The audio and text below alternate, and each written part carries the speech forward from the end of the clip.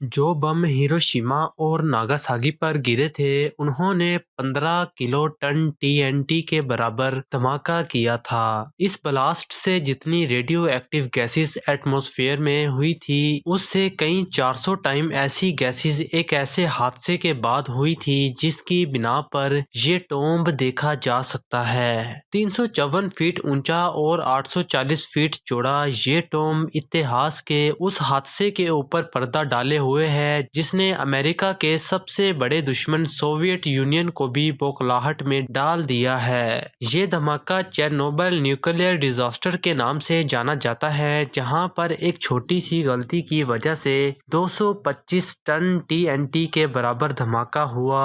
ایروڈیشن T V کی videos میں ایک بار پھر سے سلام اور ویلکم۔ ناظرین گرامی، 25 اور 26 اپریل 1986 کو تاریخ کا ورسٹ نیوکلیئر ایکسیڈنٹ اس وقت پیش آیا جب ایک نیوکلیئر پاور پلانٹ کا ری ایکٹر پھٹ گیا اور جل گیا۔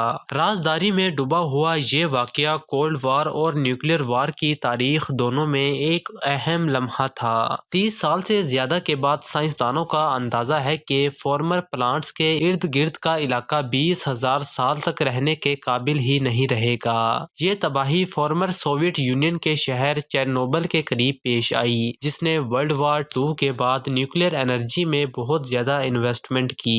1977 میں شروع کرتے ہوئے سوویت سائنسدانوں نے پاور پلانٹ میں 4 RBM کے نیوکلیئر ری ایکٹر انسٹالڈ کیے جو اس وقت بیلاروس کے ساتھ یوکرین کے بارڈر کے بالکل ساؤتھ میں واقع ہے۔ 25 اپریل 1986 کو VI میں معمول کی دیکھ بھال طے کی گئی۔ لینن نیوکلیئر پاور اسٹیشن کے چوتھے ری ایکٹر اور ورکرز نے یہ جانچنے کے لیے ڈاؤن ٹائم استعمال کرنے کا منصوبہ بنایا کہ آیا پلانٹ کی بجلی ختم ہونے کی صورت میں بھی ری ایکٹر کو ٹھنڈا کیا جا سکتا ہے۔ تاہم ٹیسٹ کے دوران ورکرز نے سیفٹی پروٹوکولز کی خلاف ورزی کی اور پلانٹ کے اندر بجلی بڑھ گئی۔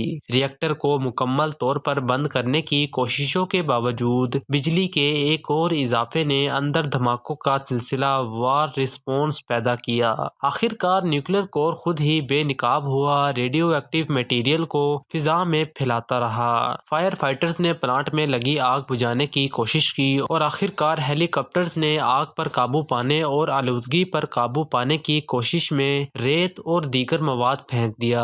دھماکوں میں 2 افراد کی موت، ورکرز اور فائر فائٹرز کے ہسپتال میں داخل ہونے اور گرنے اور آگ لگنے کے خطرے کے باوجود آس پاس کے علاقوں میں کوئی بھی نقصان نہیں ہوا۔ ناظرین، نیوکلیئر ایکسیڈنٹ کو عام کرنا ایک اہم پولیٹیکل رسک سمجھا جاتا تھا لیکن تب تک بہت دیر ہو چکی تھی۔ پگھلاؤ پہلے ہی سویڈن تک تابکاری پھیلا چکا تھا جہاں ایک اور نیوکلیئر پلانٹ کے اہلکاروں نے یہ پوچھنا شروع کیا کہ USSR میں کیا ہو رہا ہے۔ چلتے ہی چلتے کیا ہوتا ہے کہ چیرنوبل کے 30 سال بعد فطرت پروان چڑھ رہی ہے۔ آج اخراج کا علاقہ انتہائی پرسکون ہے پھر بھی زندگی سے بھرا ہوا ہے۔ اگرچہ بہت سے درخت دوبارہ اگے ہیں، سائنسدانوں کو حالیہ برسوں میں اس علاقے میں جنگلی حیات کی کچھ جینرس کے درمیان کیٹاریکٹس اور البینزم کی بلند سطح اور فائدہ مند بیکٹیریا کی کم شرح کے ثبوت ملے ہیں۔ اس کے باوجود بند پاور پلانٹ کے